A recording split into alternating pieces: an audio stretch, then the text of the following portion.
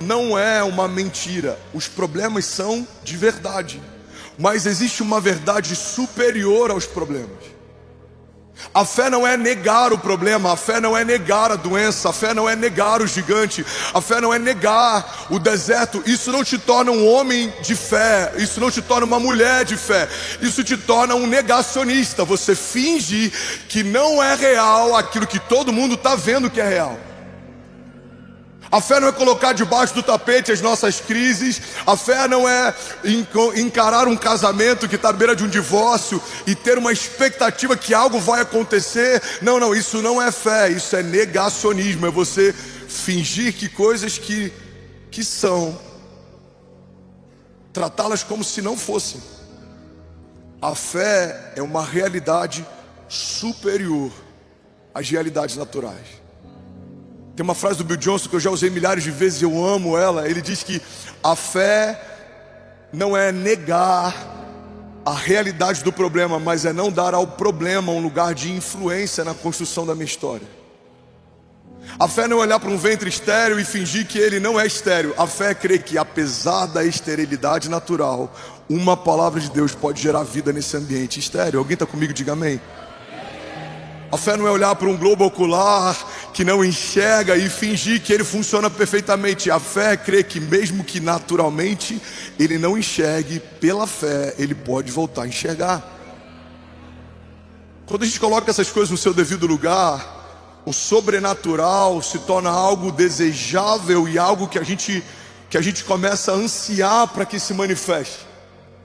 Porque tudo que é natural é palpável, e tudo que é palpável é inferior aquilo que Deus reservou para nós. A Bíblia diz que os nossos sofrimentos leves e momentâneos estão acrescentando em nós uma glória eterna que pesa mais do que todos eles. Irmão, guarda isso, todo deserto tem um peso, mas todo milagre no meio do deserto pesa ainda mais. Alguém está comigo? Todo levante tem um peso, mas todo escape de Deus em meus levantes pesa ainda mais. A glória no meio dos homens tem um peso, mas a glória de Deus sobre o homem pesa ainda mais. O status que recebemos no meio da comunidade tem um peso, mas recebemos uma patente de Deus nos céus, pesa ainda mais. Você ser conhecido como alguém rico na terra tem um peso, mas você receber de Deus a riqueza dos céus, isso pesa ainda mais. Você caminhar de conquista em conquista natural tem um peso, mas você caminhar de milagre em milagre pesa ainda mais. Você confiar em promessas de homens e guardar o teu coração e ancorar nessa expectativa, isso tem um peso, mas aguardar confiadamente numa promessa que saiu da boca de Deus na sua direção, isso pesa ainda mais. Alguém está comigo? Diga amém. Então o que são milagres? Milagres são uma dinâmica criativa de Deus que se sobrepõe a toda dinâmica natural.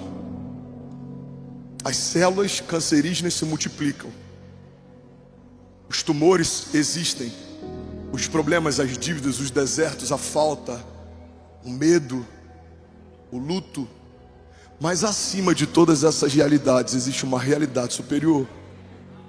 O romper, a dupla honra, o novo começo, a cura, a libertação, a liberdade. Aquele que é capaz de fazer infinitamente mais do que tudo que pedimos ou pensamos. Então a igreja de Jesus precisa escolher se ela vai crer num Deus de milagres, mas vai continuar vivendo aquilo que poderia fazer sozinha, ou se ela vai crer num Deus de milagres e ela vai construir uma história que é completamente ancorada em milagres. Irmão, eu boto entre duas aspas isso para que não seja mal interpretado. Eu me tornei tão viciado nos milagres de Deus que sempre que algo está muito tranquilo, eu estou perseguindo um próximo desafio para depender de novo de um novo milagre. Alguns vão dizer, pastor, a igreja está grande. Não, eu acho que está pequena. Eu acho que grande seria um quarteirão inteiro. E se a gente chegasse nesse lugar, eu já pensaria qual que é o próximo quarteirão. Pastor, você acha que 2.000 pessoas batizadas nas águas é muito? Eu acho que é glorioso, é sobrenatural. Mas São 18 milhões de pessoas em São Paulo e nem todo mundo mergulhou nas águas e nasceu de novo. Eu acho que a gente precisa ter uma fé ainda maior. Pastor, você acha que uma virada de ano no estádio, tocando 52 mil pessoas, isso é grande? Eu acho que é grande, mas para Deus não é grande demais. Eu acho que todos os estádios de São Paulo locados para a igreja de Jesus, durante as viradas de ano, simultaneamente proclamando o Rei da Glória, isso é poderoso, mas ainda não seria demais. Irmão, não há nada que você possa sonhar que seja maior do que a medida que Deus possa fazer. Alguém está comigo aqui? Diga amém. E eu estou falando de coisas materiais e palpáveis para a gente começar a falar sobre milagres, mas existem muitos tipos de milagres que vão além de conquistas, ou de tamanho, ou de velocidade. O maior milagre do Evangelho é um escravo se tornar filho. Não, eu vou falar de novo aqui para pegar isso aqui. O maior milagre do Evangelho é quando, além de libertos da escravidão, nos tornamos filhos de Deus. Você não foi adotado por qualquer um. Você se tornou filho de Deus. Você faz parte de um reino eterno. Você caminha debaixo de uma promessa.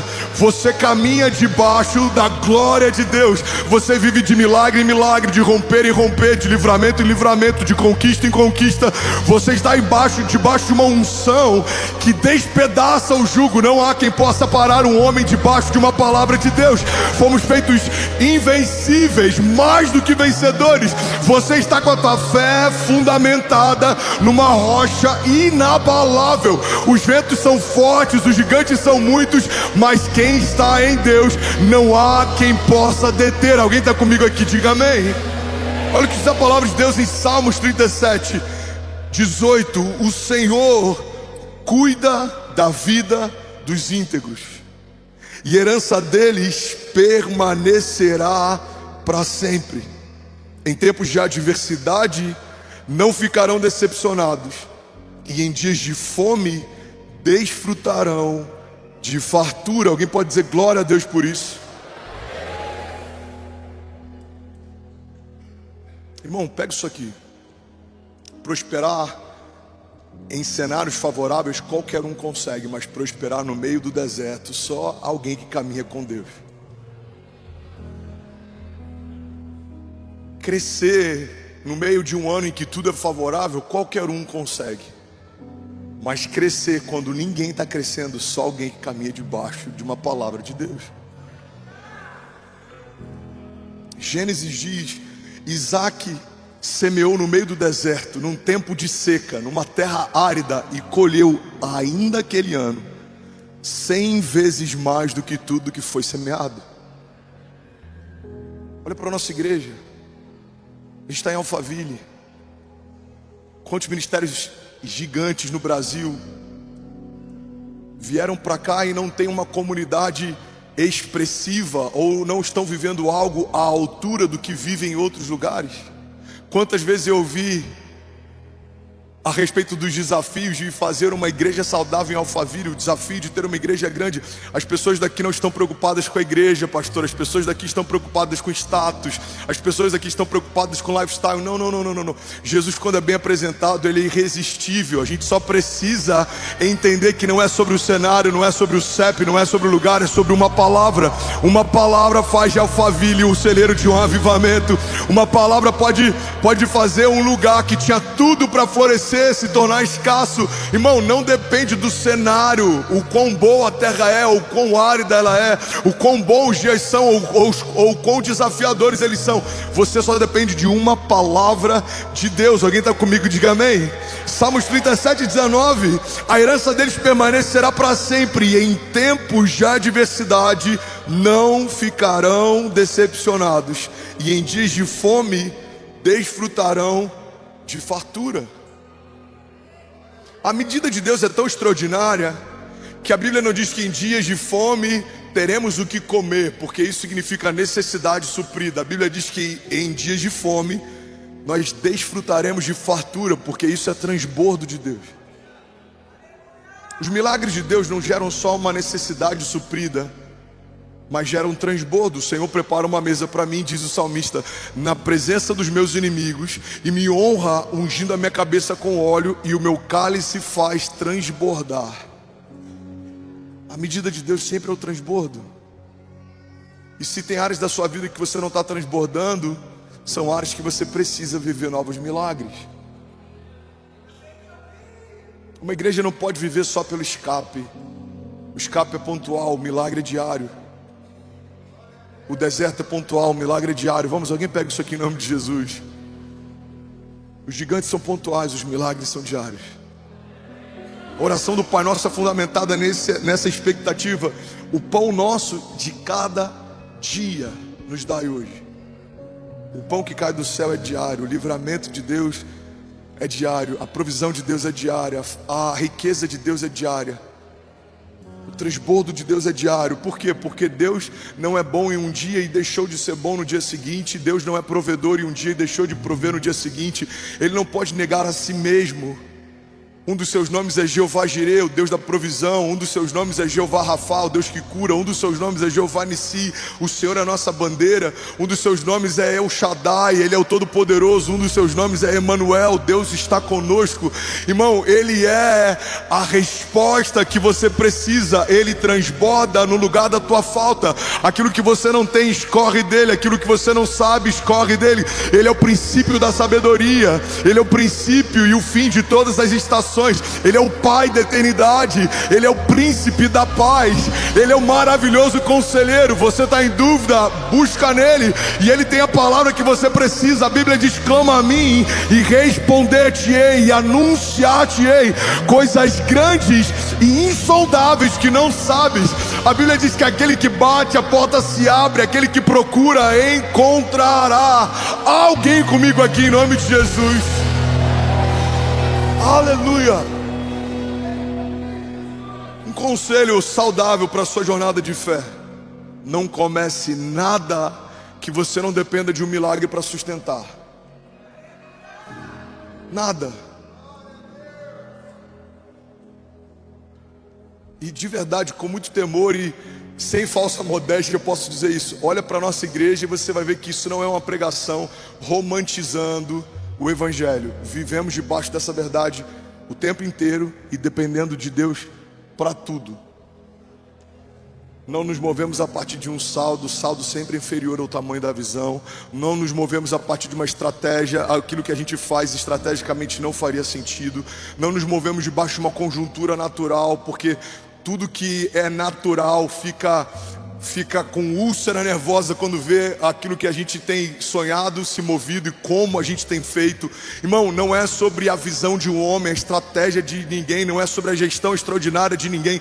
É sobre uma palavra de Deus e sobre um povo que decidiu caminhar debaixo de dependência de Deus para tudo. Alguém está comigo? Diga amém. Quero que você guarde isso aqui. Depender de Deus não é imprudência. Depender de Deus é dependência. A gente precisa entender que imprudência é se mover longe de Deus, tentando fazer na força do braço aquilo que sozinho eu não conseguiria. Mas dependência é se mover junto com Deus, debaixo de uma palavra de Deus, caminhando para um lugar que, se Deus não fizer, nada vai acontecer. Mas agindo Deus em nosso favor, não há quem possa impedir o seu agir. Alguém está comigo? Diga amém. O que é dependência?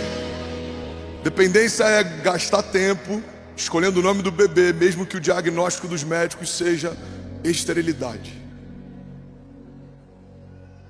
Dependência é pegar o Google Maps e começar a tracejar lugares que Deus te disse que vão ser seus, mesmo que naturalmente não façam sentido. Dependência é gastar tempo pensando como vai ser a decoração da casa que eu ainda não tenho, mas Deus disse que vai me dar. Ou como vai ser a viagem em família que eu ainda não consegui pagar, mas Deus disse que vai me dar. É você tratar coisas que não são como se já fossem. Se a gente pudesse personificar, se a gente pudesse tornar palpável o que é dependência, o retrato de dependência, eu acho que uma das coisas que ajudaria a gente a entender o que é dependência é você acessar os meus murais do Pinterest. Porque se você olhasse cada coisa que eu estou projetando para coisas que ainda não existem, lugares que a gente ainda não tocou, mas pela fé coisas que eu creio que já aconteceram, você se assustaria. Irmão, guarda isso aqui em nome de Jesus. As suas orações, elas precisam ser tão perigosas e ousadas, e elas precisam estar sempre debaixo de tanta dependência, que se alguém ouvisse você orando em voz alta, se preocuparia com a tua sanidade. Se as suas orações são normais demais, eu tenho uma má notícia: talvez o que você chama de fé seja só otimismo. Porque se você não está usando a sua fé para algo impossível, o que você está usando não é fé. A fé se move a partir de impossibilidades. A fé trata coisas que não são como se já fossem. Então tudo que você aguarda, eu quero que você use essa métrica para você meditar nisso ao longo da tua semana.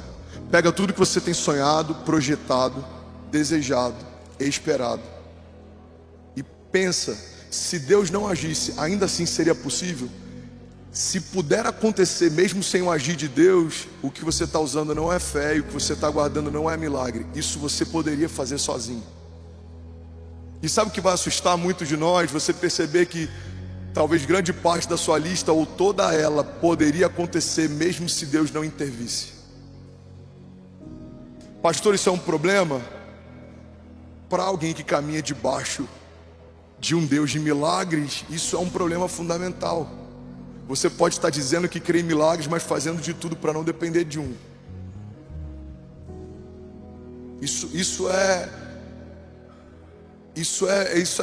difícil para a igreja.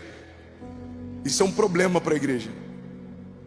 Se tudo que você deseja viver poderia acontecer sem uma intervenção de Deus, talvez o tamanho dos seus sonhos tenham se diminuído para caber dentro daquilo que os seus braços conseguem fazer. Olha o que a Bíblia diz: maldito é um homem que confia em outro homem e faz dele a força do seu braço.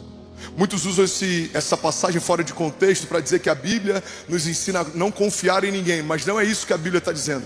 A Bíblia está dizendo que você não pode confiar em outra pessoa a ponto de tornar a força dele a sua expectativa. Ou seja, eu estou me garantindo em alguém. Tem um político que falou que se ele entrar, eu estou resolvido.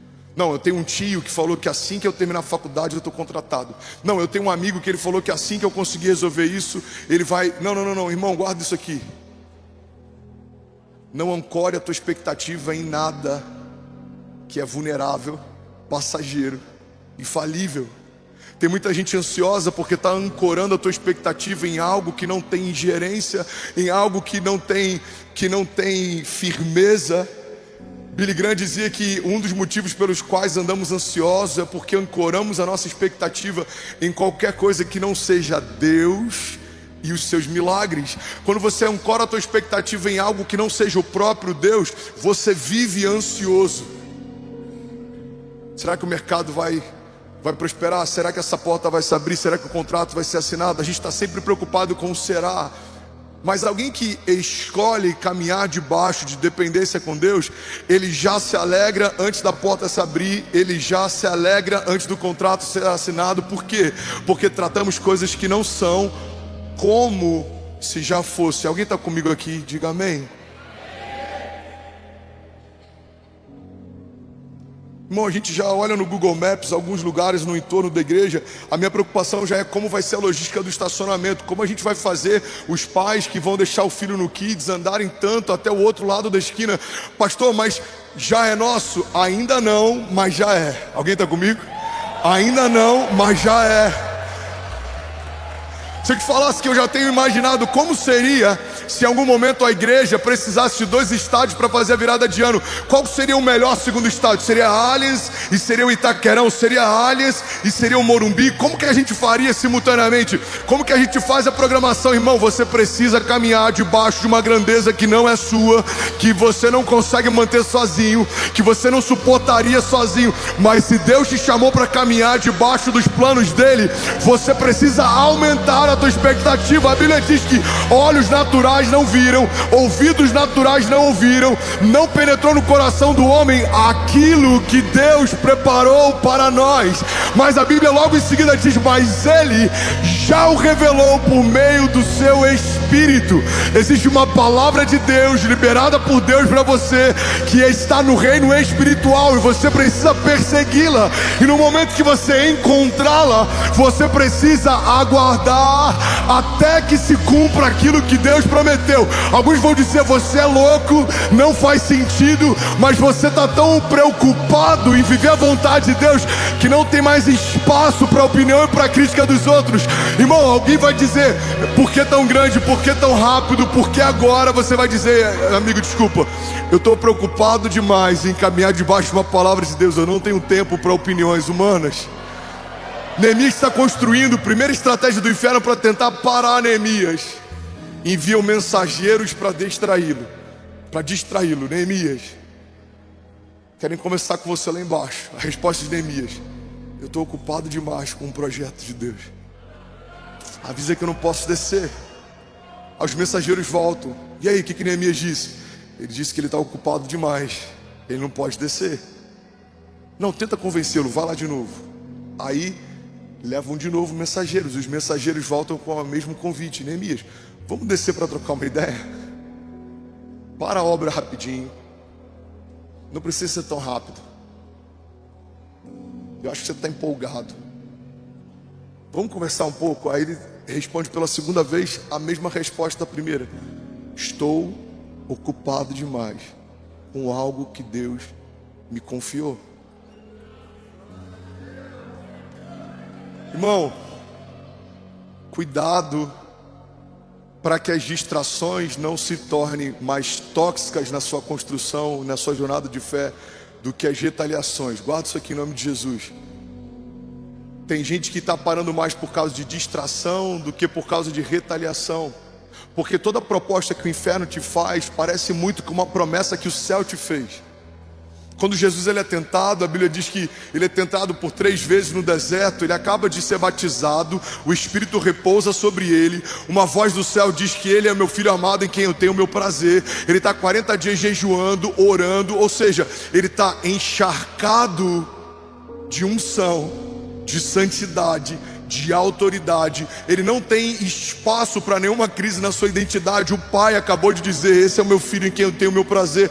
O ministério de milagres dele ainda não começou, ele ainda não estava performando em milagres, mas a identidade do filho já estava tão clara para ele, para o povo, que não havia espaço para dúvida. A primeira tentação de Satanás é: se você é o filho de Deus, dá uma ordem para que essas pedras se transformem em pão. Irmão, a primeira coisa que o inferno tenta fazer é colocar em dúvida algo que Jesus já sabe. Mas se Jesus foi tentado assim, imagina eu e você. A primeira coisa que o inferno vai tentar fazer na tua segunda-feira é fazer você ter dúvidas sobre algo que você já sabe. Porque o inferno sabe que uma distração mata mais do que uma retaliação. As retaliações nos deixam atentos, as distrações nos fazem abaixar a guarda. Uma distração fez Davi, no período em que os reis iam para a guerra, permanecer no palácio, e isso trouxe uma mancha que nunca mais foi removida da sua casa e da sua família. Uma distração fez Sansão deitar no colo da mulher errada e se transformou num palhaço, mesmo tendo sido gerado por Deus para ser o libertador de um povo. Uma distração fez Noé ficar embriagado e a sua nudez exposta pelos seus filhos. Uma distração fez com que reinos fossem divididos. Uma distração fez com que profetas perdessem a unção de Deus. Uma distração fez com que Saul, se movendo pela vontade dos seus soldados e pelo medo dos seus guerreiros, fizesse algo que não havia sido ungido por Deus para fazer, e por conta disso foi retirado até o que ele já havia recebido. O reinado foi removido de Saul, porque ele fez o que não deveria ter feito. Uma distração fez Uzá tentar segurar a arca da aliança, e por conta do seu posicionamento com falta de reverência, ele foi fulminado instantaneamente. Uma distração fez tantos homens extraordinários de Deus não viverem o extraordinário de Deus. Talvez a nossa maior distração seja se mover por uma agenda natural, ao invés de se mover por uma agenda dos céus. Talvez o que para você parece zelo seja só falta de fé. Você é zeloso demais, prudente demais. Quem sabe você na verdade só não está confiando de menos. Irmão, guarda isso aqui em nome de Jesus. A fé significa não ter todas as perguntas respondidas e ainda assim se mover com convicção. A fé significa não ter o saldo que precisa, mas ainda assim projetar um futuro que foi falado por Deus. A fé significa tratar coisas que não são como se já fossem. A fé é uma dinâmica de antecipação. A fé significa, mesmo que os meus olhos não veem, eu creio, e porque eu creio sem ver, certamente os meus olhos verão. A fé significa você fazer projetos de futuro com Deus, mesmo sem ter o recurso de amanhã, porque ontem já foi te confiado uma palavra. Irmão, eu não tenho hoje, mas amanhã eu vou ter. Eu não sei como fazer hoje, mas amanhã eu vou saber. Eu não consigo acessar hoje, mas amanhã eu vou acessar. Por quê? Porque se Deus disse que vai acontecer no céu, já aconteceu. Alguém comigo aqui em nome de Jesus? Você pode celebrar Jesus no seu lugar. Vamos, se alguém está recebendo isso aqui, será que você pode fazer barulho? Aleluia. Romanos 1,17 diz assim: porque no Evangelho é revelada a justiça de Deus, uma justiça que do princípio ao fim é pela fé. Como está escrito, o justo viverá pela fé. Você pode declarar isso em nome de Jesus? Diga: eu e a minha casa viveremos pela fé. Muitas vezes, eu já falei sobre isso, mas pode ser novo para alguém. Alguém está recebendo algo de Deus aqui? Diga amém. Muitas vezes o entendimento desse texto faz a gente acreditar que viver pela fé significa sempre viver a partir de um livramento. Como é que você está vivendo? Eu estou vivendo pela fé. Mas você faz o que Deus não te pediu para fazer, você entra em portas que Deus não te pediu para entrar, você abre negócio que Deus não te pediu para abrir, as coisas estão indo de mal a pior, mas a gente fala: não, eu estou vivendo pela fé. Não, viver pela fé não significa viver só pelo escape.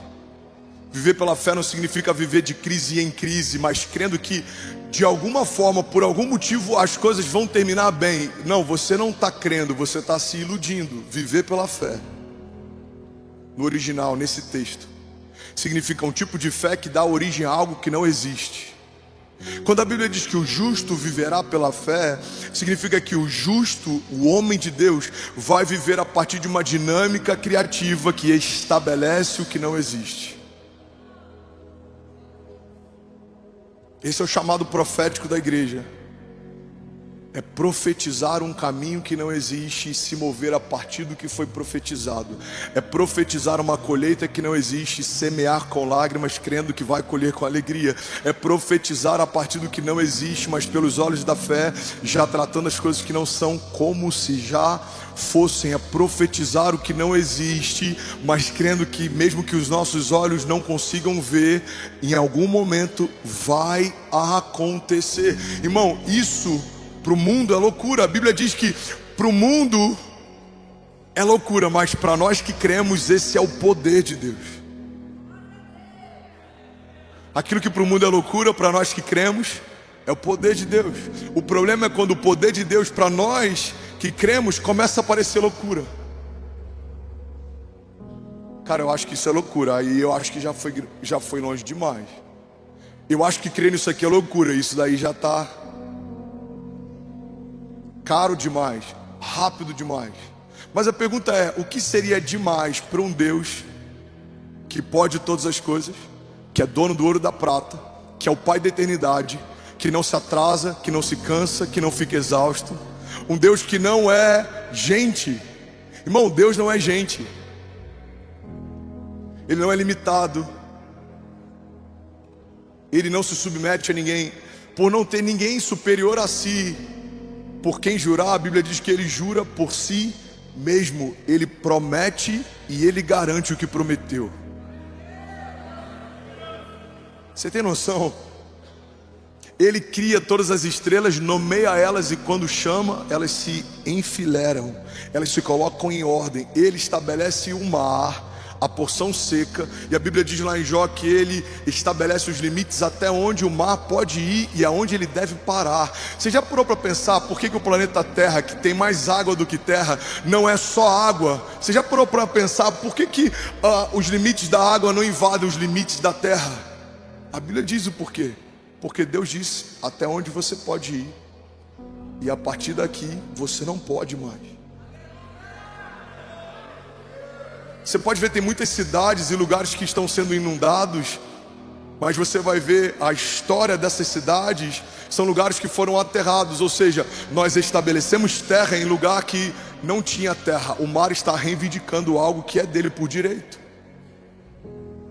Mas por que o mar não invade todas as cidades? Porque Deus disse até onde? Eu amo esse termo que é usado em Jó. Deus questionando a Jó, pergunta: Jó, onde você estava quando eu estabeleci os limites do mar e disse até onde o seu orgulho se desfaria em espuma? Deus fala para o mar: até aqui tudo bem, tá, filho? Daqui para lá, não. Irmão, o Deus que estabeleceu os fundamentos da terra e que governa o mar, o Deus que estabeleceu os luminares, o sol e a lua e governa o vento, o Deus que estabeleceu tudo que existe quando nada existia e governa o tempo, esse Deus habita em você.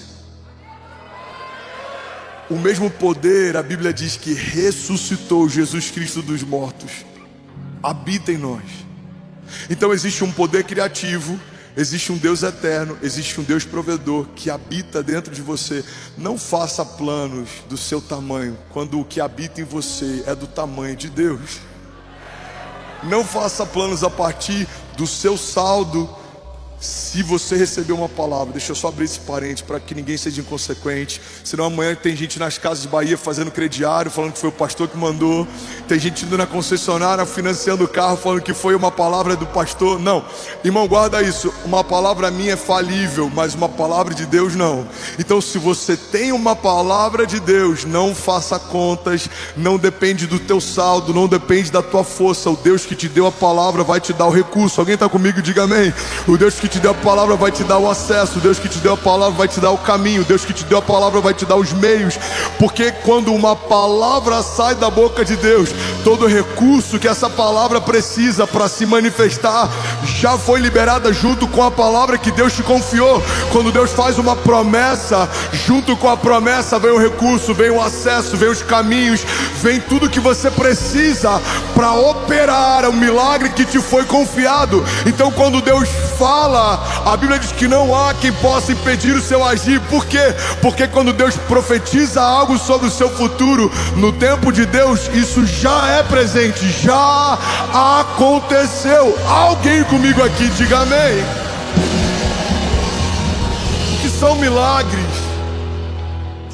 Milagres são uma antecipação de um futuro profético.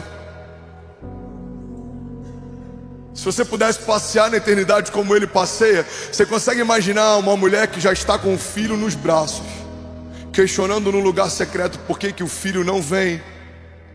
Imagina o Deus que já está no tempo do seu milagre, vendo você questionando o milagre que para ele já aconteceu. A gente tem que gastar menos tempo questionando portas que não se abriram, profetizando para que elas se abram. Milagres que não chegaram e profetizando para que eles cheguem. Coisas que não aconteceram, a gente tem que gastar tempo profetizando que elas se manifestem.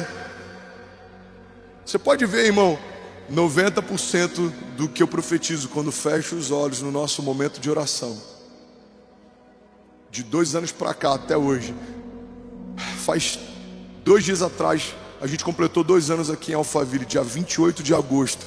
A gente completou 2 anos aqui em Alphaville. Você pode pegar qualquer culto online, qualquer gravação, todas as orações e momentos em que a gente profetizou nesse púlpito falavam de coisas que a gente já está vivendo e se tornaram naturais, cotidianas.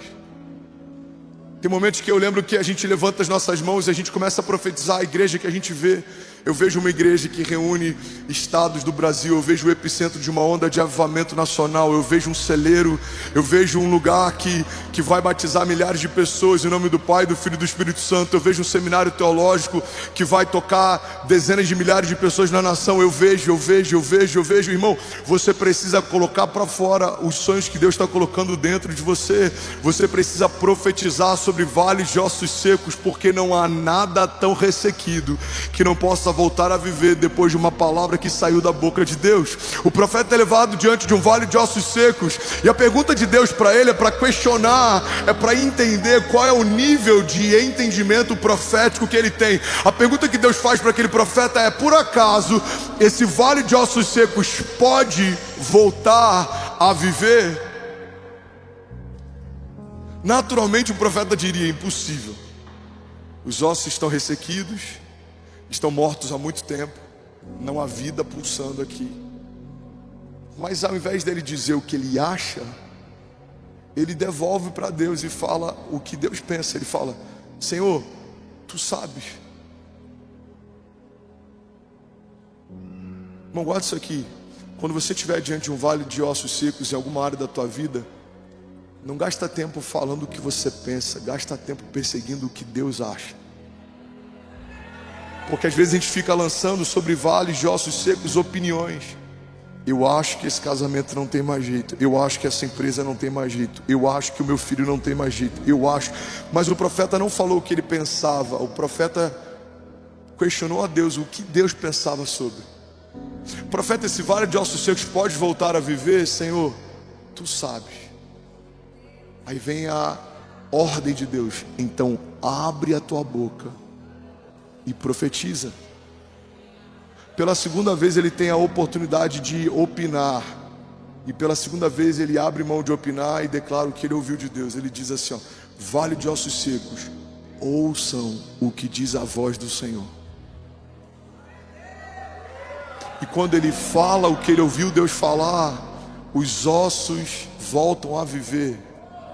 Irmão, guarda isso aqui em nome de Jesus. Você precisa falar o que ouviu Deus falar, se você quer ver o que Deus prometeu para você.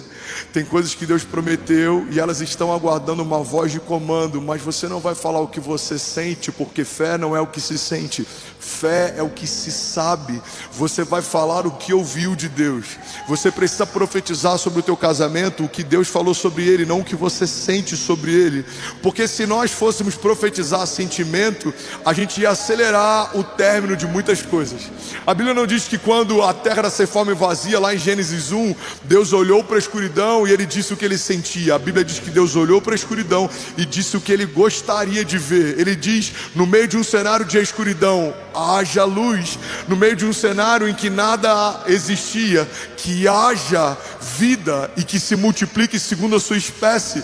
A dinâmica criativa de Deus para gerar novos milagres é não falar o que eu sinto, não falar o que eu penso, é falar o que eu quero ver. Você vai abrir a tua boca e vai profetizar, e aquilo que hoje é uma profecia, em algum momento vai se tornar realidade, e você vai caminhar de milagre em milagre, de glória em glória, de romper em romper, e você não vai conseguir viver de nenhum outro jeito, senão dependendo de uma palavra de Deus para tudo.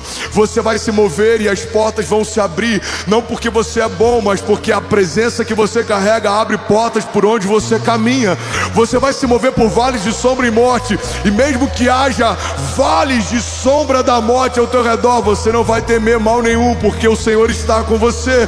Você vai caminhar, e mesmo que os inimigos te sequem, em algum momento o Senhor vai preparar uma mesa para você na presença dos seus inimigos, e Ele vai te honrar, Ele vai ungir a tua cabeça com óleo, e o seu cálice vai transbordar. Você vai semear em cenários em que, mesmo que não haja possibilidade natural de nada acontecer, a Bíblia nos garante: se semearmos com lágrima, traremos com alegria uma nova colheita e os nossos feixes.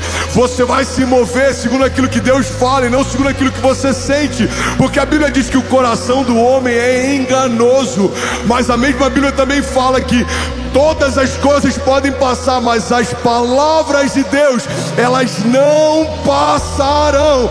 Alguém comigo aqui em nome de Jesus? Jesus.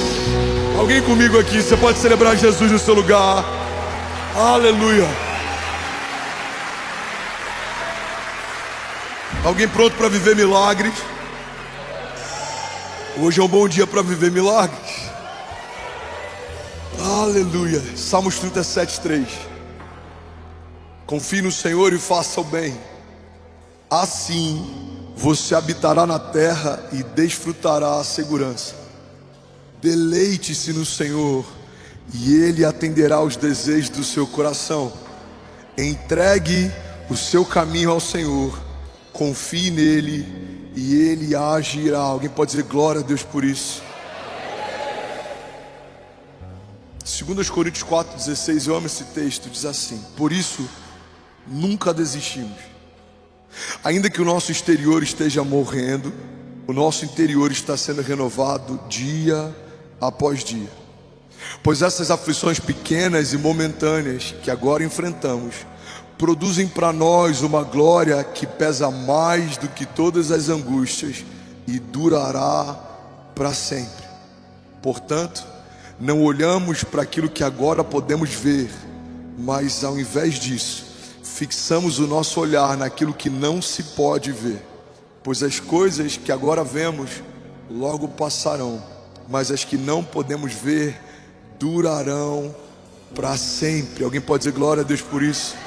Levante suas mãos, recebe essa palavra. Hebreus 10:36 diz: vocês precisam perseverar, de modo que quando tiverem feito a vontade de Deus, recebam o que Ele prometeu. Salmos 27:14: espere no Senhor, seja forte, tenha coragem, espere no Senhor. Salmos 9:9 diz: o Senhor é refúgio para os oprimidos, Ele é uma torre segura na adversidade, e os que conhecem o seu nome confiam em ti, pois tu, Senhor, jamais abandonam os que te buscam. Salmos 16:8 diz: eu sempre tenho o Senhor adiante de mim, com Ele à minha direita, jamais.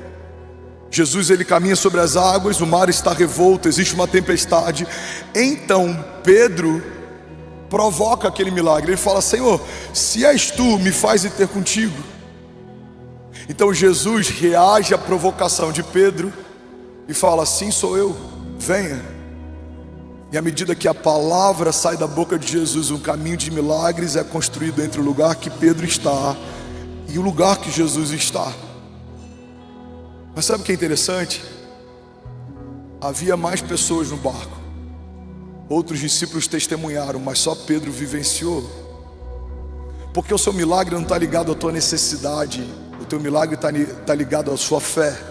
Se você tem uma fé que provoca milagres, milagres acontecerão. Alguém está comigo aqui? Mas se você é passivo, até para viver milagres, os milagres vão se tornar uma fábula. Tem gente frustrada com Deus, achando que Deus parou de fazer milagres, porque na verdade na sua jornada pessoal você parou de persegui-los ou provocá-los. E é por isso que o que estamos vivendo provoca tantas famílias. É por isso que eu ouço tantos testemunhos de empresários dizendo: pastor, comecei a ser mais ousado, comecei a me mover por fé, as coisas estão prosperando, as portas estão se abrindo. Por quê? Porque estão vendo na igreja uma expectativa que vai além do natural. E é para esse lugar que Deus está nos chamando, para um lugar em que a gente não se move pelo que vê, mas por aquilo que estamos ouvindo de Deus. A gente não se move por aquilo que faz sentido, mas por aquilo que Deus está falando. E é sobre isso que eu quero falar nessa noite. Alguém comigo aqui, diga amém. Primeiro princípio sobre semeadura é que a única voz que o seu futuro respeita é a voz da sua semeadura. Olha para mim, só pega no seu celular se você for anotar algo. A única voz que o seu futuro respeita é a voz da sua semeadura. O seu futuro não respeita a voz das suas vontades, que, como as nossas mães ensinaram muito bem, vontade dá e passa. O seu futuro não respeita a voz das suas boas intenções, porque por mais bem intencionado que você possa ser, as intenções não são o que vão te levar para o lugar que Deus preparou. O seu futuro não respeita a voz das suas promessas, porque se você não caminha debaixo de obediência, as promessas não vão se cumprir para você. A gente vê a história de muitos heróis da fé, todos foram obedientes, permaneceram onde Deus falou para permanecer e por causa disso viveram as promessas que Deus fez. Pastor, o que então o meu futuro respeita? A única voz que o seu futuro respeita é a voz da sua semeadura, porque existe um princípio estabelecido por Deus: aquilo que o homem semear, certamente colherá. Provérbios 11, 25, a parte B desse texto diz que o generoso prosperará e aquele que dá alívio a outros, alívio receberá. Se você semeia alívio hoje, recebe esse nome de Jesus, você vai colher alívio. Se você semeia generosidade, você vai colher prosperidade.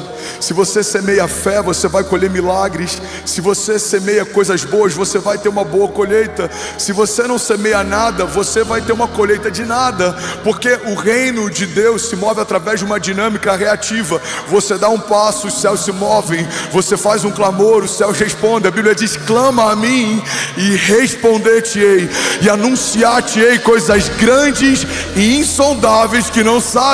A Bíblia diz: aquele que bate, a porta se abre, aquele que busca, encontra. E é por isso que nem todo mundo tem uma colheita extraordinária, porque nem todo mundo quer fazer uma semeadura extraordinária. Toda semente fora do comum gera uma colheita fora do comum.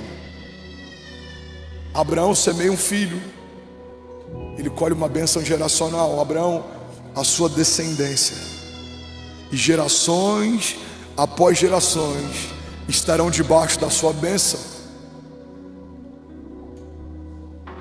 Tudo que Deus te pede é uma linguagem dos céus para aquilo que Deus quer te liberar. Guarda isso aqui em nome de Jesus. Existe algo que Deus já te deu, que vai liberar algo que Deus te prometeu. Não há nada que Deus te peça para entregar que Ele não tenha te dado primeiro. Ele espera de nós adoração, mas a Bíblia diz que Ele é o autor e consumador da nossa fé. Até o desejo de adorá-lo é Ele quem fez. Ele espera de nós ousadia para nos movermos debaixo de uma palavra ou de uma promessa. Mas a Bíblia diz que Ele é aquele que gera em nós tanto o querer quanto o efetuar. Irmão, Ele é aquele que te dá a matéria-prima, te sustenta durante o processo, e Ele é aquele que faz o milagre. Então a parte mais fácil ficou com a criação. Precisamos crer no que Deus prometeu e nos mover até que se torne uma realidade. Estamos semeando com lágrimas, estamos vivendo processos, estamos sendo esticados por Deus, mas a Bíblia diz que aquele que semeia com lágrima trarão com alegria os seus feixes. Deixa eu liberar algo sobre alguém aqui em nome de Jesus. Por mais que você esteja semeando em tempos difíceis, por mais que algumas sementes você possa estar lançando com lágrimas, a palavra de Deus nos garante que você vai voltar com alegria, trazendo seus feixes. Nenhuma lágrima foi esquecida, nenhum clamor foi rejeitado, nenhum esforço está sendo em vão, nenhum gigante veio à toa, nenhum deserto foi sem propósito. Cada semente que você libera debaixo dos céus vai gerar uma colheita sobrenatural. Se alguém crê nisso aqui, pelo amor de Deus, você pode fazer barulho. Jesus. Eu vim aqui nessa noite para te lembrar que você vai viver pela força da tua semente. Não, eu vou falar de novo e alguém vai pegar isso daqui. Você vai viver pela força da tua semente. Para alguns de nós isso é encorajador, para outros isso é desesperador. Uma semente de nada gera uma colheita de nada. Uma boa semente gera uma boa colheita. Uma semente de alívio gera uma colheita de alívio. Uma semente de honra gera uma colheita de honra. Igreja, olha para mim. Debaixo dos céus tudo é uma semente. Abrir mão de estar em qualquer outro lugar para estar na casa de Deus é uma escolha, e a sua escolha é uma semente. Tirar um tempo para ouvi-lo é uma escolha, e a sua escolha é uma semente.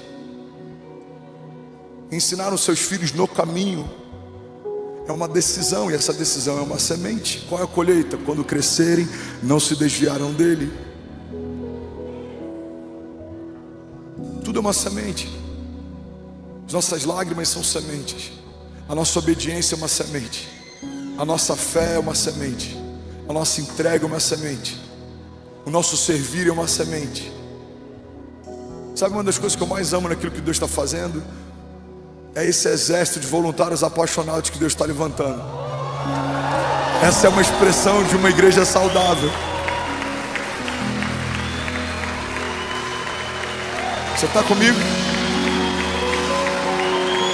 Você imagina, você está cansado de uma semana de trabalho.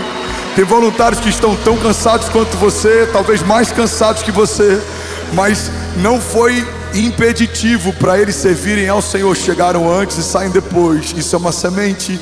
Deus vai multiplicar toda a semente e tudo que você está derramando aos pés dele. Recebe isso em nome de Jesus. Cada semente de oração, cada clamor que você fez, cada tempo que você gastou com ele, cada momento que você tirou para adorá-lo, para ouvi-lo, para senti-lo, para tocá-lo, são sementes e vão gerar uma boa colheita. A Bíblia diz em Tiago: aproximem-se de Deus e ele se aproximará de vocês. Eu declaro em nome de Jesus, ainda em 2024, Deus aumentando a nossa porção de fé, Deus aumentando a tua fome, Deus aumentando a tua sede. Você não vai conseguir dormir sem ouvir algo da parte dele. Você não vai se mover ou tomar uma decisão sem que tenha uma confirmação dele. Você vai se tornar completamente dependente. Você vai dizer: Deus, eu não entro se o Senhor não disser, eu não assino se o Senhor não disser, eu não compro se o Senhor não disser. E essa obediência é uma boa semente que gera milagres. Deus vai te conduzir, ele vai te direcionar. Você não vai entrar em lugares que não deveria entrar. Você não vai permanecer em lugares que não deveria permanecer. Você vai ter uma jornada assertiva. Você vai se mover em fé e você vai ter sempre uma boa decisão. Alguns vão dizer: ele é um visionário. Outros vão dizer: ele é um empresário extraordinário. Outros vão dizer: ele é um empreendedor fora de série. Você vai dizer: não estou fazendo nada além de caminhar debaixo de uma palavra de Deus. É ele quem diz, é ele quem faz, é ele quem sustenta. Alguém comigo aqui? Jesus, aleluia. Fala comigo: eu vou viver pela força da minha semente. Olha o que Malaquias 3:10 diz: tragam dízimo ao depósito do templo, para que haja alimento na minha casa.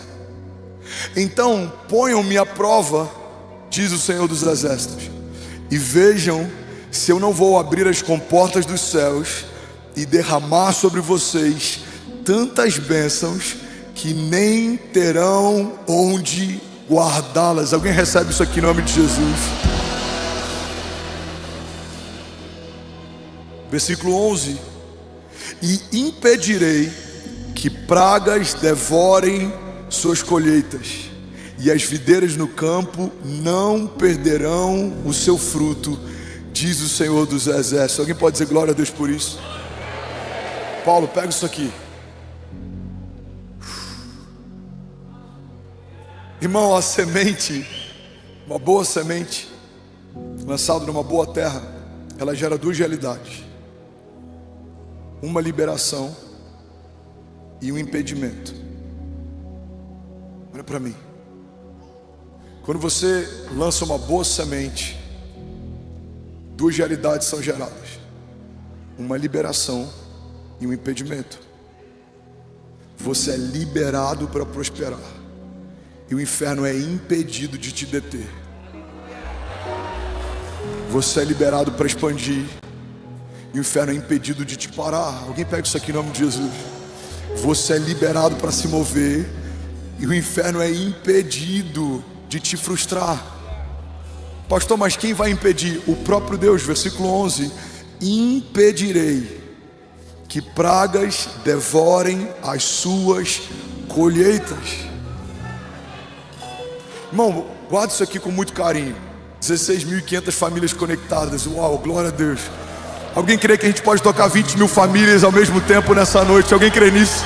Você consegue imaginar que se tem 2 pessoas em cada família, a gente está tocando mais de 32 mil pessoas nesse exato momento? Alguém pode dizer glória a Deus por isso? Sabe, muitas vezes a gente acha que não estar debaixo da bênção de Deus nos impede de florescer ou frutificar, mas nem sempre. Tem gente crescendo sem a bênção de Deus. Tem gente expandindo sem a bênção de Deus. Tem gente enriquecendo sem a bênção de Deus. Mas sem a bênção de Deus, a questão não é se vai acontecer, a questão é quanto tempo vai durar. Jesus fala sobre 2 homens, um constrói uma casa e os alicerces estão sobre a areia, e o outro constrói uma casa em que os alicerces estão sobre a rocha. Ele diz que vem os ventos fortes, ou seja, vem as tribulações, os desafios. A primeira casa, que provavelmente terminou mais rápido e custou menos, não permanece de pé, mas a segunda casa se tornou inabalável. Quando Deus diz que Ele mesmo impedirá que as pragas devorem as suas colheitas, significa que existe uma colheita. Então Deus está dizendo: eu impedirei que seja roubado de você aquilo que você está gerando. Eu impedirei que seja tomado de você aquilo que você está gerando. Irmão, olha para mim, em nome de Jesus. Não tem nada pior para alguém que cultiva qualquer tipo de plantação do que uma praga que da noite para o dia pode roubá-la. Mas Deus está dizendo: se vocês forem fiéis e semearem, eu não só vou superabundar a sua colheita, como eu vou protegê-la. Alguém recebe isso aqui em nome de Jesus? Diga: em Deus eu estou liberado para prosperar. Diga: o inferno é impedido de me deter. Se você crê nisso, diga amém. Sabe, o segundo princípio que a gente aprende aqui em Malaquias é que quando eu libero o que está nas minhas mãos, Deus libera o que está nos céus. Olha para mim, irmão. Eu vou falar sobre vários tipos de semente. Agora eu estou falando sobre recursos, mas a gente vai falar sobre talentos, a gente vai falar sobre posicionamento. Você recebe isso? Diga amém. Quando eu libero o que está nas minhas mãos, eu recebo o que está nos céus. Às vezes o nosso último grande milagre se torna um impeditivo para o nosso próximo grande milagre. Em vários momentos eu fui testado assim. Talvez você já tenha sido também. Talvez você está sendo testado assim. Eu vou te dar um exemplo bíblico de um apóstolo que foi testado dessa forma. A Bíblia diz que Pedro, ele está tentando pescar e as redes estão vazias. Ele está há horas tentando pescar, ele está exausto. Então Jesus aparece para Pedro e dá uma direção, e Pedro lança a rede daquele lado. E essa história você já ouviu milhares de vezes. Então as redes voltam cheias, tão cheias que os barcos quase afundam. Então Pedro recolhe as redes, os pescadores que estavam próximos ajudam ele a trazer as redes para a areia. E aí então, fala comigo, e aí então, Jesus faz um convite para Pedro. Jesus fala: Pedro, a pesca foi maravilhosa, as redes estão cheias, você prosperou, mas eu tenho um convite para você: larga tudo e me segue. Igreja, por que Jesus não convida Pedro enquanto as redes estão vazias? Por que ele espera o milagre acontecer para pedir para Pedro abrir mão do milagre? Por que ele espera Abraão ter um filho para então pedir para Abraão dar um filho? Porque a semente que Deus te pede é uma liberação para aquilo que Deus vai te dar. Guarda isso aqui, é uma linguagem estabelecida por Deus. Ele dá um filho para Abraão. Abraão, você me dá esse filho? Sim, Senhor. Então toma uma descendência por herança. Ele dá uma rede cheia de peixes para Pedro. Pedro, você abre mão dessa rede? Sim, Senhor. Então vem que eu vou te tornar um pescador de homens. Você está comigo? Eu vivi isso em 2022. Deus me deu o green card 7 de fevereiro de 2022. Chega o green card na minha casa. Aí Deus fala: filho, você me entrega esse green card? Sim, Senhor, eu te entrego. Então eu te dou acesso a nações. Eu vou te dar uma voz na nação. Eu vou fazer mais do que você imaginou ou pediu um dia. Porque a linguagem da semente que Deus te pede está diretamente ligada à linguagem da colheita que Deus te dá. Alguém comigo aqui em nome de Jesus? Mas o que muitas vezes reprova a gente? É quando a gente prefere se agarrar ao nosso último grande milagre e por conta disso a gente deixa de acessar o próximo grande milagre. É como um menino que prefere ficar com o mediano conhecido do que se lançar no extraordinário desconhecido de Deus. Eu já falei isso de púlpito, eu falei isso em Miami, eu já falei isso aqui em Alphaville e eu falo de novo nessa noite. Se o Senhor me mantiver aqui por 20 anos, eu fico feliz. Se o Senhor me mantiver aqui a vida inteira, eu fico feliz. Se o Senhor amanhã quiser me mandar para Malásia, eu vou amanhã para Malásia feliz, porque eu já aprendi como o céu se move. Tudo que Ele me pede é inferior àquilo que a próxima estação carrega. Tudo que Deus te pede, recebe isso em nome de Jesus, é inferior àquilo que a próxima estação carrega. Se Deus te pede uma semente, Ele tem para você uma colheita. Se Deus te pede uma entrega, Ele tem para você algo que você não viu, os seus ouvidos não ouviram, não penetrou no teu coração. É isso que Deus tem para aqueles que amam e caminham debaixo do seu propósito. Levante suas mãos, deixa eu profetizar sobre alguém aqui nessa noite. Eu declaro em nome de Jesus que toda entrega que o Senhor te pediu e você fez vai resultar numa colheita sobrenatural. Como diz Malaquias, a palavra de Deus nos garante: será tão abundante, serão tantos recursos, será tão grande o que Deus vai fazer, que os seus celeiros não comportarão. Você não terá onde guardar. Então isso vai se escorrer em quem passa próximo, em quem está ao teu lado, em quem caminha perto. A bênção virá sobre você e sobre os seus, e sobre os seus filhos, e sobre os filhos dos seus filhos, e até a milésima geração caminhará debaixo de uma colheita superabundante, porque existem árvores sendo plantadas nesses dias. Talvez algumas delas você não vai colher, mas os seus filhos colherão e os seus netos se abrigarão. Haverá sombra e haverá campos, e eles serão frutíferos, e haverá fartura. E é daqui a algumas gerações eles vão dizer: há muito tempo atrás o posicionamento do meu avô mudou a minha história. Há muito tempo atrás o posicionamento da minha mãe, da minha avó, da minha bisavó mudou a minha história. Veja, Deus está cumprindo o que prometeu, de geração em geração, de geração em geração, de geração em geração. Deus está fazendo uma coisa nova. Alguém comigo aqui? Alguém pronto para uma colheita superabundante? Sabe um princípio poderoso a respeito de semeadura? Olha para mim. Deus não vai prosperar a semente que você não semeou. A Bíblia diz: eu plantei, Apolo regou, mas foi Deus quem deu crescimento.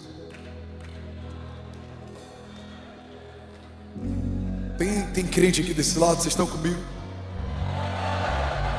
Vou chegar pertinho aqui. A Bíblia diz: eu plantei, Apolo regou, mas foi Deus quem deu crescimento. Tem colheitas que você vai colher, Deus vai multiplicar e vai fazer crescer. Alguém vai regar, mas você precisa semear. Você precisa dar o primeiro passo. Você precisa romper a inércia. Eu não tive uma criação cristã, eu não tive pastores em casa, eu não tive pastores por perto. Eu me tornei o primeiro pastor da minha família, eu consagrei os meus pais ao ministério pastoral. Mas os meus filhos vão poder dizer algo diferente. Por quê? Porque quando o evangelho entrou na minha vida, existe um antes e depois. Não é mais sobre que tipo de criação eu tive, é que tipo de criação os meus filhos vão ter. Não é mais sobre que tipo de história eu vivi, é que tipo de história os meus filhos vão viver. Não é mais sobre uma maldição hereditária que havia, agora é sobre uma bênção geracional que se estabeleceu. Alguém comigo aqui, diga amém. Deus não vai prosperar uma semente que você não semeou. Quero que você saia daqui hoje incendiado para lançar boas sementes. Sementes de fé, sementes de obediência, sementes de honra. Você vai lembrar de alguém aqui que você foi ativado, você vai mandar uma mensagem: cara, passando só para te honrar, obrigado. Pai, passando só para te dizer, te amo. Mãe, obrigado por não ter desistido. Você vai dar uma semente de alívio para alguém. Cara, pensei em você, me manda o seu pix aqui. Você vai ver alguém no sinal, você vai se mover com generosidade. Não é sempre que a gente pode, não é sempre que eu consigo, mas se você puder, faça. A Bíblia diz que aquele que dá ao pobre empresta a Deus.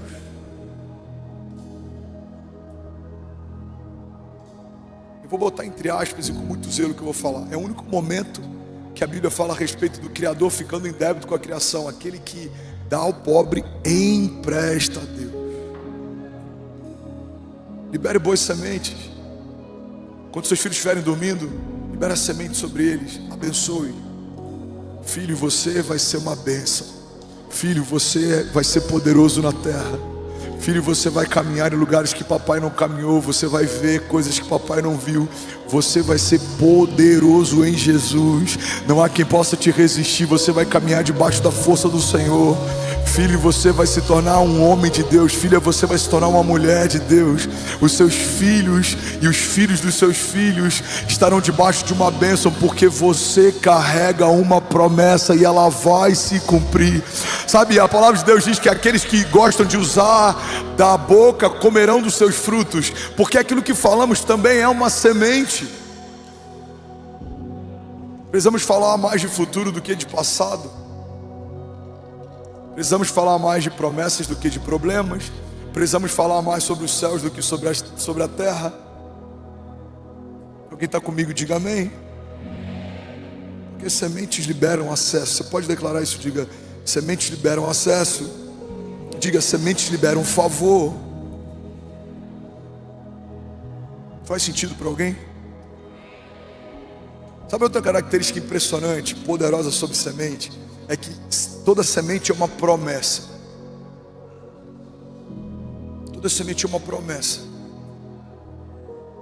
Mas toda promessa fala de potencial, não é algo que de fato está disponível agora. Então imagina que você tem uma mão cheia de semente, você tem uma mão cheia de promessas.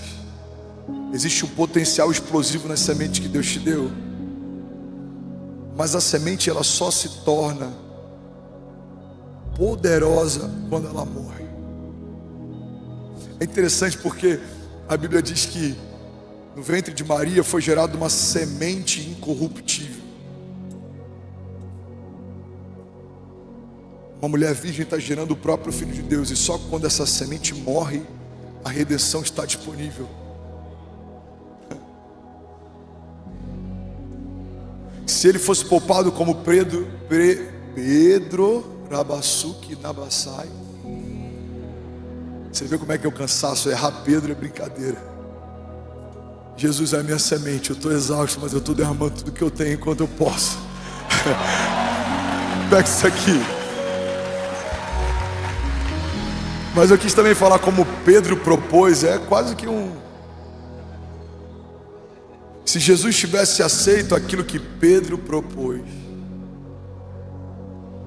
a redenção teria sido abortada, porque a semente não foi enterrada. Pedro diz: de forma alguma permitiremos que você seja vendido, de forma alguma. Pedro, quando vê um soldado romano vindo na direção de Jesus, ele saca a espada, decepa a orelha daquele soldado. Pedro, sem saber e por um zelo extraordinário, está impedindo que uma semente incorruptível morra na terra. E se aquela semente não morresse na terra, a redenção não seria liberada dos céus. Toda semente que você come, toda semente que você esconde e toda semente que você guarda é uma promessa que poderia ter se cumprido, mas não vai se cumprir. Porque semente boa é semente enterrada. As orações que você poderia ter feito e não fez, as canções que você poderia ter escrito e não escreveu, as ofertas que você poderia ter derramado e não derramou, o tempo servindo ao Senhor que você poderia ter servido e preferiu não servir, aquela palavra de ânimo que poderia ter enviado para alguém e não enviou, aquele abraço que você poderia ter dado e não deu, aquela palavra para encorajar alguém que você poderia ter encorajado e não encorajou. Essas sementes, elas não vão gerar nenhum fruto, elas foram abortadas, elas foram esquecidas. Mas toda palavra que você libera, toda semente que você enterra, toda boa ação que você faz, alguém comigo aqui, todo clamor que você apresenta ao Senhor, toda oração que você faz em secreto, a Bíblia diz que elas gerarão frutos, e o Senhor vai impedir que o inferno roube de você a colheita. A Bíblia diz que aqueles que buscam a Deus em secreto, o mesmo Deus que nos ouve em secreto nos recompensará. Há uma recompensa para o teu secreto, há uma recompensa para a tua renúncia, há uma recompensa para a tua entrega, há uma recompensa para a tua obediência, há uma recompensa para a tua honra, há uma recompensa para a tua fidelidade, há uma recompensa para aqueles que caminham em fé. Alguém comigo aqui em nome de Jesus, diga amém. É um princípio. Toda semente é uma promessa.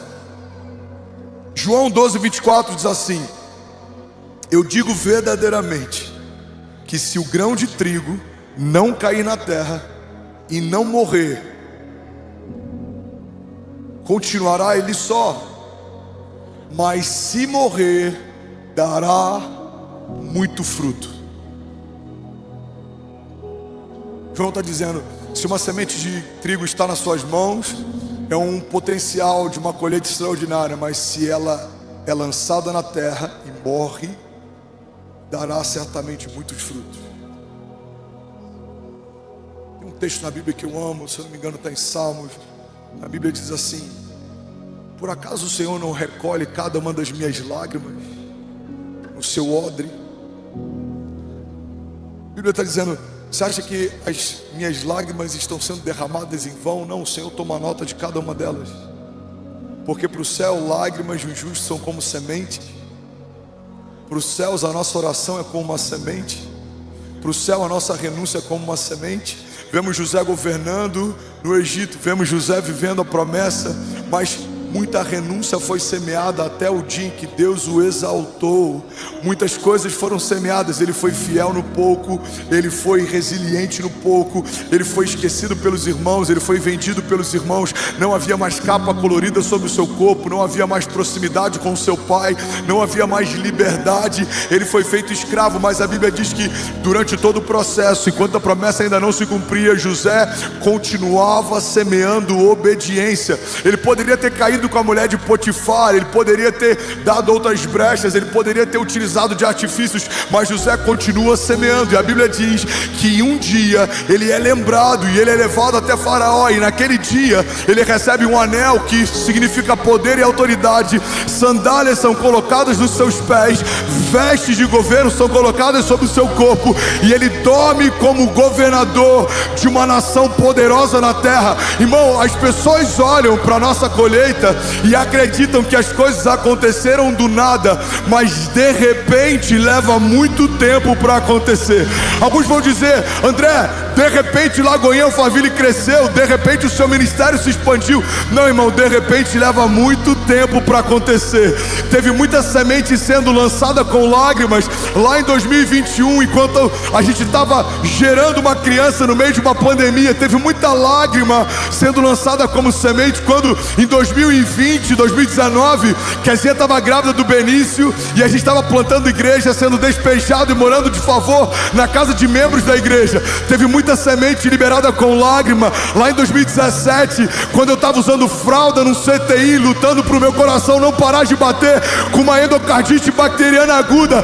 Teve muita lágrima sendo liberada com fidelidade e obediência, crendo que mesmo com uma bipolaridade gestacional da Kezinha, ela sairia daquele quadro e Deus restauraria a nossa sorte.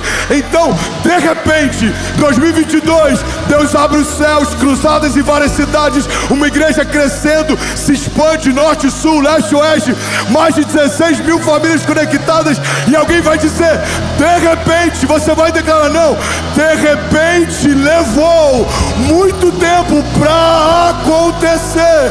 Alguém comigo aqui? Jesus, Jesus.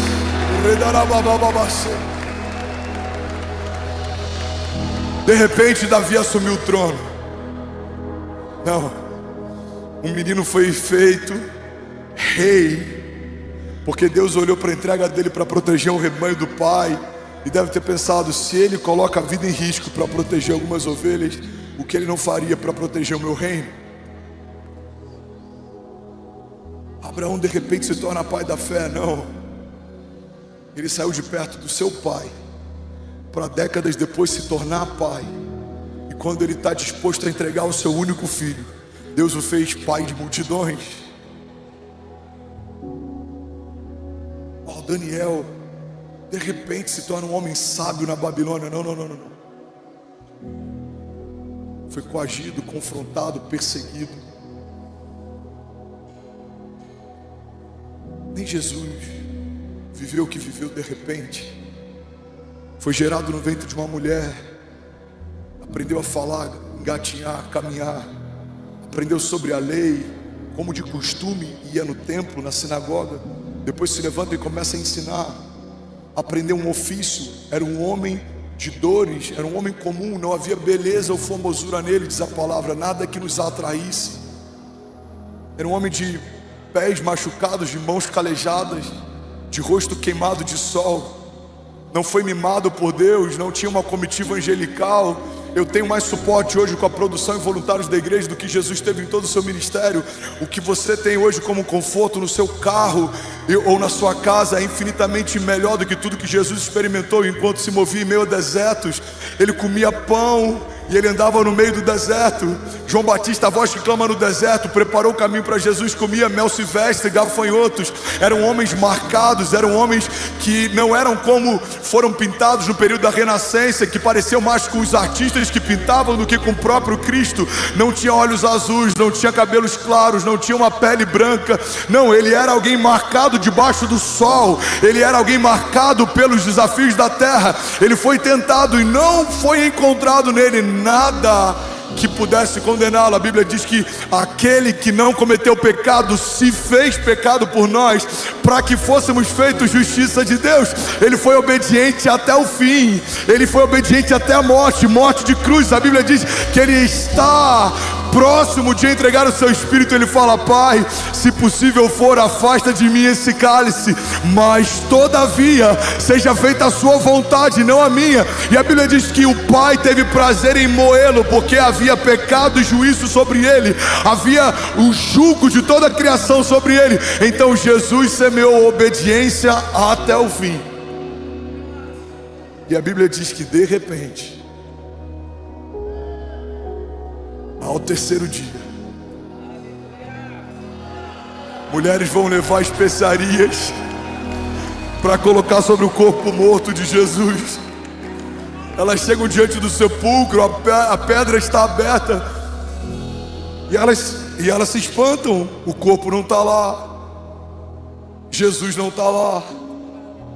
E elas ouvem algo glorioso. Os anjos perguntam: por que procuram entre os mortos aquele que vive? Não, irmão, se eu fosse você, eu já estava celebrando no meu lugar, porque a Bíblia diz que de repente se ouve um som. Jesus ressuscitou. Há um novo som dos céus, há um novo som na terra. Alguém comigo aqui em nome de Jesus? Aleluia.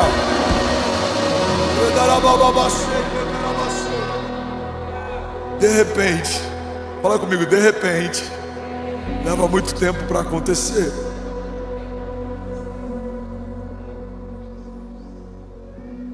De repente, o Filho de Deus ressurge da morte. De repente, Aquele casamento que estava a um passo do divórcio volta a florescer. De repente, aquele filho que saiu de casa, tinha problema com drogas, foi liberto, sem sequelas. Eu estou profetizando, e se esse é o seu desafio, toma posse em nome de Jesus. De repente, aquela empresa à beira da falência começa a prosperar. De repente, um novo contrato acontece. De repente, uma nova porta se abre. De repente, provisão surge. De repente, alguns vão dizer, mas foi do nada, foi de repente. Não, de repente leva muito tempo para acontecer. Semei com lágrimas e agora com alegria estou trazendo os meus feixes. Não desanimei na fé, não reclamei, eu só permaneci. E de repente Deus fez acontecer o que me prometeu há tempos atrás. Feche teus olhos, recebe isso em nome de Jesus. Profetizo sobre você e sobre a sua casa. Um tempo de surpresas de Deus. Um tempo de colheitas de sementes antigas, algumas que você semeou e nem sabia que estava semeando. Talvez coisas que você fez ou deixou de fazer, renúncias que você fez, entregas que você fez, lágrimas que você derramou, orações que você fez, clamores que foram ouvidos da tua casa e do teu lugar secreto. Talvez algumas delas você tenha esquecido, os céus não se esqueceram. Talvez algumas delas você tenha se esquecido, Deus não se esqueceu. Ele estava lá no seu dia mal. Ele viu o teu choro, Ele viu a tua humilhação, Ele viu o que você passou. Ei, Pai, Ele viu quando você queria comprar algo e não tinha como comprar, quando você precisava suprir algo e não tinha como suprir. Ele viu o seu nó na garganta em ter que ouvir algo que como provedor te afrontava a não poder realizar. Ei, mãe, Ele viu o seu abandono, Ele viu os seus desafios. Ei, você que passou por desafios, talvez você em algum momento enfrentou faltas, talvez em algum momento tribulações. Você que é mulher e não consegue gerar, você que coloca a mão no teu ventre e ora por isso e ainda não se realizou, você que está aqui clamando pela cura de alguém que você ama, eu vim aqui para declarar que o de repente de Deus está disponível para aqueles que não desanimam, para aqueles que permanecem. Você vai continuar fiel, você vai continuar crendo, você vai continuar confiando, e aquilo que Deus disse que vai acontecer, eu vim aqui declarar e te lembrar que no céu já aconteceu. E de repente vai se ouvir uma boa nova. De repente vai se ouvir uma boa notícia. O filho que estava longe voltou. A empresa que estava quebrando ressuscitou. O ministério que estava paralisado foi ativado. Aquilo que havia sido esquecido está sendo relembrado. Deus está fazendo uma coisa nova. Se você crê nisso, irmão, você pode dar um brado de liberdade no seu lugar. Aleluia! Aleluia! Aleluia! Sabe, lançar sementes tem a ver com entrega, mas estabelecer raízes tem a ver com espera. Segundo a OMS, somos a geração mais ansiosa que já passou pela terra. Olha para mim. Nunca nenhuma geração teve tantos desafios emocionais derivados de ansiedade como a nossa. Uau, 19 mil famílias online. Você pode celebrar Jesus no seu lugar. Glória a Deus. Uau. Mais de 40 mil pessoas conectadas aqui nessa noite. Isso é um estádio. Quantos creem que em algum momento os números do online serão os números do físico? E os números do online serão 5 vezes mais do que aquilo que já estamos vivendo? Alguém recebe isso aqui em nome de Jesus? Quantos creem? Vamos, profetiza junto comigo. Vamos ligar na terra e no céu. Eu vejo uma igreja que toca a cidade, uma cidade que toca nações. Eu vejo um celeiro de avivamento e o epicentro de uma onda em que o frescor do novo de Deus vai ressuscitar sonhos antigos. Eu vejo pessoas se movendo de outros estados, mudando geografia para viver igreja. Eu vejo empresários abrindo mão de realidade para viver igreja. Eu vejo ministros vivendo uma nova história e abrindo mão daquilo que faziam e operavam e funcionavam para novamente se moverem debaixo de um mover genuíno e viver igreja. Eu vejo uma igreja gloriosa, eu vejo uma igreja que se move em dons, eu vejo uma igreja madura no profético, eu vejo uma igreja que tem temor quando fala a respeito de uma palavra de Deus. Eu vejo uma igreja que liga na terra aquilo que os céus chancelam. Eu vejo uma igreja que não tem medo de nada a não ser temor do Senhor quando Ele fala. Eu vejo uma igreja que se move e as portas do inferno não prevalecerão contra ela. Se você crê nisso, diga amém. Eu creio, glória a Deus.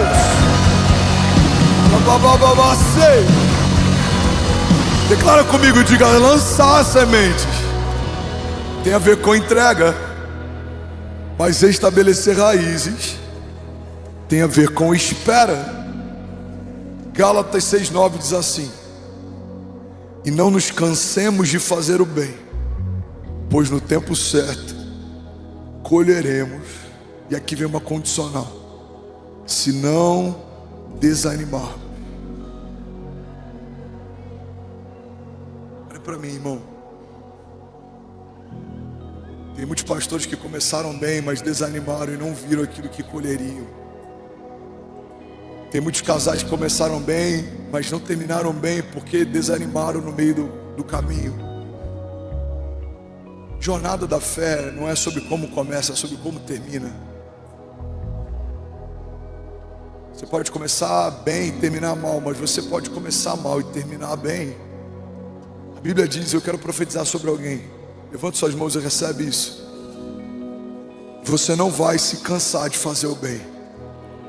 E no tempo certo, você vai colher, porque você não vai desanimar. Você recebe isso? Diga amém. Sabe outro princípio poderoso da semente? Eu preciso correr. Alguém consegue ouvir por mais 5 minutos essa mensagem? De verdade, alguém está recebendo algo de Deus aqui nessa noite? Pastores, não me deixem sozinhos. Voluntários, apaixonados, intercessores, tem algum incendiário aqui nessa noite? Sabe o princípio poderoso da semente? É que a semente sai da sua vida, ela sai da sua mão, mas ela não sai da sua vida. Você abre mão da semente por um tempo, mas essa semente ela vai gerar uma colheita que vai te perseguir ao longo da tua jornada. Porque toda boa semente gera uma colheita que é geracional. Para pensar. Você lançou uma semente, uma árvore frutífera foi gerada. Ela não morre quando você morre. Você consegue imaginar? Vamos imaginar que alguém comprou uma fazenda, um rancho, e ele foi lá plantando várias árvores frutíferas. Aí daqui a 60 anos, 80 anos, esse cara morreu. Você vai lá no dia seguinte, as árvores continuam lá.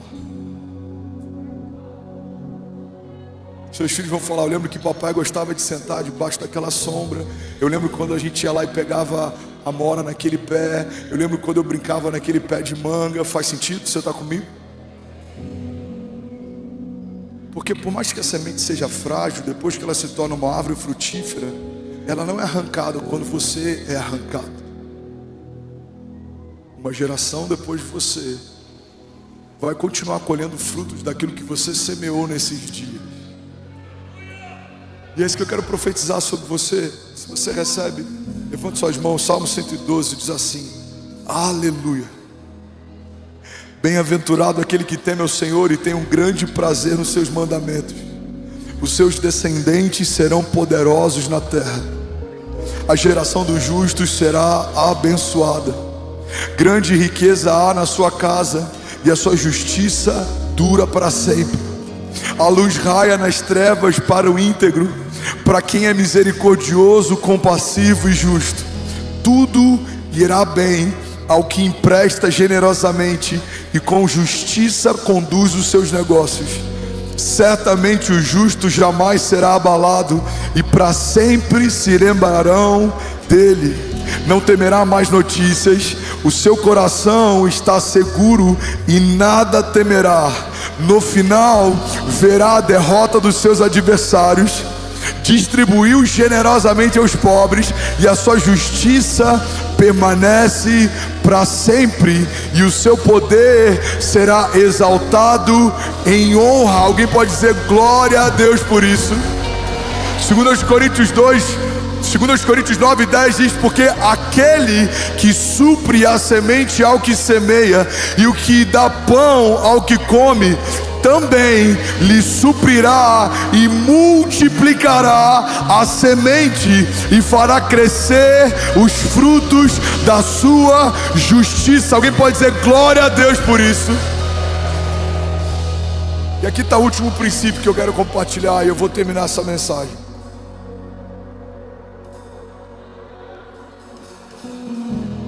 Vocês são incríveis. Eu vou até fazer de novo para ficar mais bonitinho. Samuel, que é carente, ele ama isso, né? Ele fala: eu vou terminar a mensagem. Vou na tua hoje, Samuca. Alguém pega o celular, só para Deus te exaltar. Pega o seu celular e eu vou filmar com o seu celular para postar no meu stories depois. Pega o celular, bota na câmera aí. Vamos fingir naturalidade, tá, gente? Só tem 19 mil pessoas online assistindo. Tá filmando? Amém, gente? Eu preciso terminar essa mensagem. Eu só tenho mais 10 minutos. Vocês são incríveis. Vocês são muito espontâneos. Você pode celebrar Jesus no seu lugar. Vamos, Samuca, vamos! Último princípio. Pega isso aqui. Ainda bem que eu vi Jesus. Último princípio. Cara, isso é muito poderoso. A Bíblia está dizendo que Ele dá semente ao que semeia e Ele dá pão ao que come. Olha para mim, pega isso aqui, deixa isso entrar em você. Deixa esse princípio se revelar para você. Deus dá o pão ao que tem fome e a semente ao que semeia. O que é o pão ao que tem fome? É uma necessidade básica. E tem gente que se move em fé a partir dessa realidade. Você só quer o básico para sobreviver. Existe uma teologia pautada nisso, inclusive. Tem pessoas que não querem governar na terra, não querem liderar na terra, não querem viver milagres na terra, só estão esperando Maranata, hora vem Senhor. Aguardamos ansiosamente a volta do nosso Rei, mas enquanto isso não acontece, temos um comissionamento: seremos poderosos na terra para a glória de Deus. Você está comigo? A Bíblia está dizendo que Ele dá pão ao que come, mas semente Ele não dá para qualquer um, Ele só dá para quem semeia. Talvez essa seja a resposta, pelo motivo pelo qual você fala: Senhor, por que parou? Porque tem muita gente que começou bem e parou, tinha recursos e parou, a empresa começou a crescer e parou, o ministério começou a florescer e parou. Eu conheço muitas pessoas que começaram a receber boas sementes e semearam, mas em algum momento falaram: eu acho que já é suficiente. E aí as sementes pararam de vir. Por quê, pastor? Porque Deus dá a semente ao que semeia. Você quer criar um impedimento do fluir de Deus na tua vida? Para de derramar aquilo que Deus está derramando sobre você. Por que nos últimos meses, todo sábado de madrugada, mesmo exausto, é o momento que eu paro para gerar a palavra do domingo seguinte? E por que Deus sempre tem trazido uma palavra fresca e uma revelação e algo que está tocando na igreja? Porque Ele me dá e eu derramo. Ele fala comigo e eu falo com você. Ele aponta algo para mim e eu aponto para você. Deus me mostra algo sobre o futuro e eu compartilho com você o que eu vi de Deus. Então, enquanto eu estou semeando as sementes que eu recebo, Deus está aumentando o tamanho das sementes. Ele está expandindo o tamanho dos celeiros. Por que aquele que é generoso, a Bíblia diz em Provérbios 11:25, ele prosperará? Porque porque Deus quer prosperar ainda mais aqueles que não retêm para si aquilo que Deus está confiando para outros. Deus vai te dar, mas não é só sobre você. Deus quer prosperar a tua casa, mas não é só sobre você. Deus não escolheu você no meio de uma geração e falou: deixa eu mimar aqui o meu filho, deixa eu dar o melhor carro, a melhor casa, a melhor escola, deixa eu encher ele de presentes. E isso é maravilhoso, mas não é só sobre você. Os seus recursos precisam também carregar um propósito. Você precisa ajudar uma criança que não tem pai, você precisa semear uma igreja que você se alimenta, você precisa ser generoso com pessoas próximas, porque a Bíblia diz que aquele que é generoso, ele prosperará, e aquele que dá alívio a outros, alívio receberá. Então você pode ser aquele que só quer de Deus o pão porque tem fome, mas você também pode ser aquele que recebe de Deus mais sementes porque semeia. Alguém está comigo aqui? Diga amém.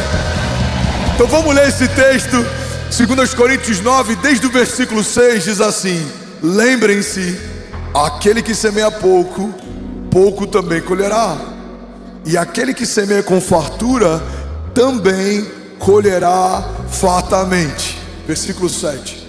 Então cada um dê conforme determinou no seu coração, não com pesar ou por obrigação, pois Deus ama quem dá com alegria.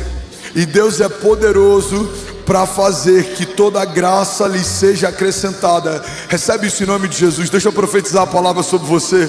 Versículo 8. E Deus é poderoso para fazer que toda a graça lhe seja acrescentada, para que em todas as coisas, em todo o tempo, tendo tudo o que é necessário, vocês transbordem em toda boa obra.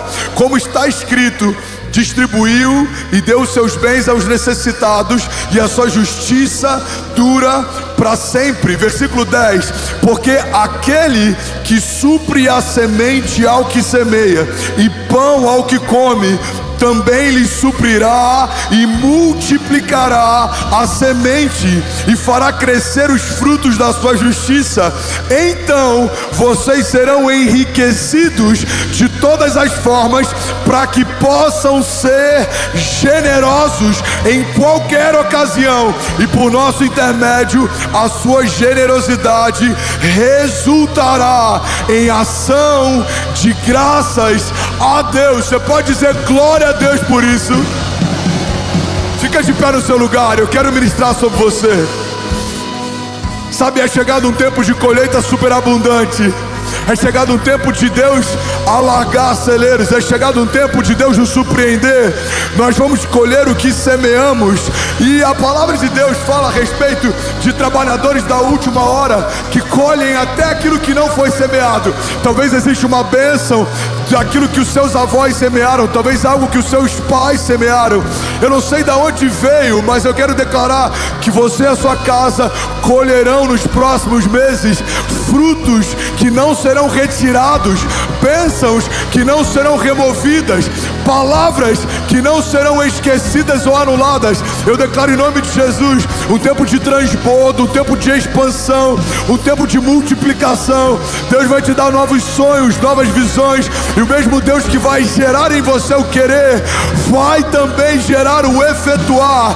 Você não vai ser alguém que tem só boas ideias, não. Você vai se tornar um realizador. Aonde você colocar as suas mãos, vai prosperar. Aonde você colocar os seus pés, lhe será dado por herança. A palavra de Deus diz: pede-me e eu te darei as nações por herança, e os confins da terra como a tua propriedade. Eu declaro em nome de Jesus um tempo de abundância de Deus sobre a igreja de Jesus. Uma igreja gloriosa, uma igreja generosa, uma igreja que se